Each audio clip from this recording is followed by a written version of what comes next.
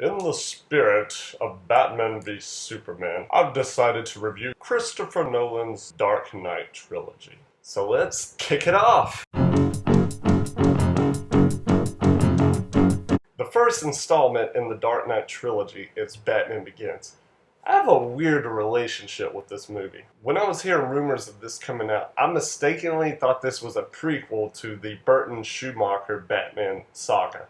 Now, obviously, when I watched the movie, I figured out pretty quickly that wasn't the case. And I guess my nostalgic feelings got involved, but I really didn't like this movie the first time I saw it. I was like, where's the Danny Elfman score?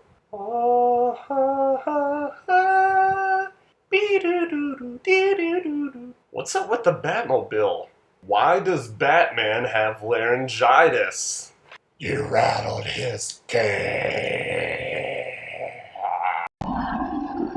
However, over time, really maybe about a year before the release of The Dark Knight, I came around and loved this movie. This Batman movie is drama over style, while the Burton-Schumacher series was style over drama. There was finally a live-action Batman movie that was actually about Batman instead of the flavor-of-the-week villain. Where does he get those wonderful toys? The fact that this movie is my least favorite in the Chris Nolan trilogy really is a testament to how great this trilogy is. Regardless, this installment is great. Now, the second movie in the trilogy, The Dark Knight. What can I really say about The Dark Knight that has not already been said? I remember when Heath Ledger was cast to play the Joker. It was announced, and there was a large outcry from Batman fans. You mean to tell me that the guy from those romantic comedies is going to be playing the most twisted Batman villain?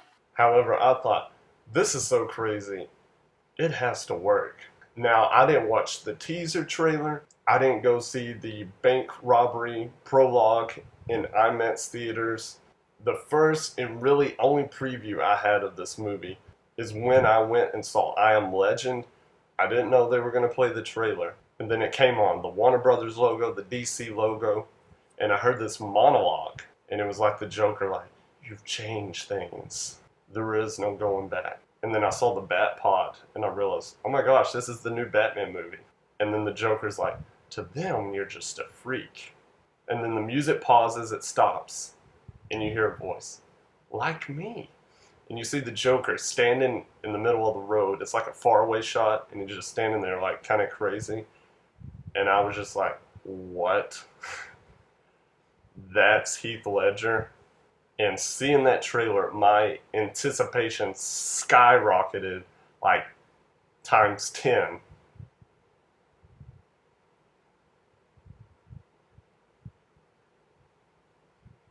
And when the movie finally came out, it did not disappoint. I mean, I have been a Batman fan since I was like 4 or 5 when Batman Returns came out, and that was the first movie I saw in the theater. Instantly a Batman fan. And I could not believe how incredible this movie was. In summary, real quick, Bale was better in his role as Batman. Heath Ledger's Joker is one of the greatest movie villains of all time. Gary Oldman said it best. He said Jack Nicholson's Joker scares children. Heath Ledger's Joker scares grown adults. The Joker gamble scene is still so intense and still gives me goosebumps to this day when I watch it. This movie is similar to T2 in that it surpassed its original, and it improved on the flaws of the previous movie. For example, I can follow the fights in The Dark Knight. The fights in Batman Begins were like this. This movie is a masterpiece. It is the godfather of comic book movies. It is the greatest superhero movie of all time. I give it an excellent review. Now for the third and final installment, The Dark Knight Rises.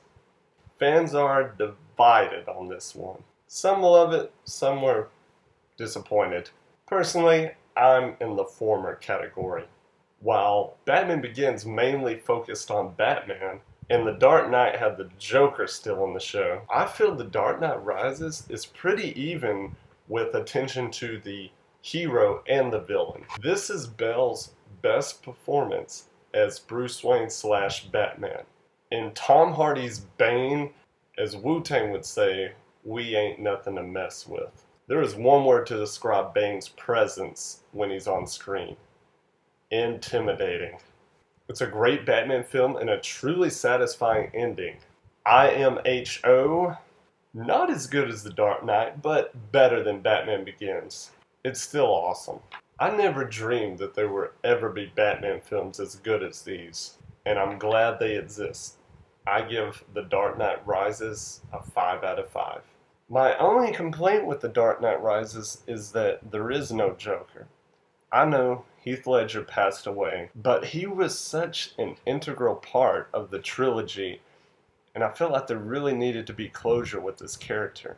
Especially when The Dark Knight Rises started to reference so many villains in the trilogy. I thought it would have really been cool, and I was even thinking this, but I knew it wasn't going to happen. The scene where Bane is saying that an ordinary citizen of Gotham has the detonator to the bomb. And one of you holds the detonator.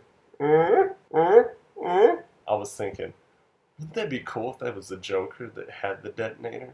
Regardless, as people that grew up in the 70s and the early 80s had the Star Wars trilogy, this is my Star Wars trilogy. This is my favorite trilogy and my favorite movies. I absolutely love the Dark Knight Trilogy. I never got to thank you. And you'll never have to. Don't be a label. Be an original.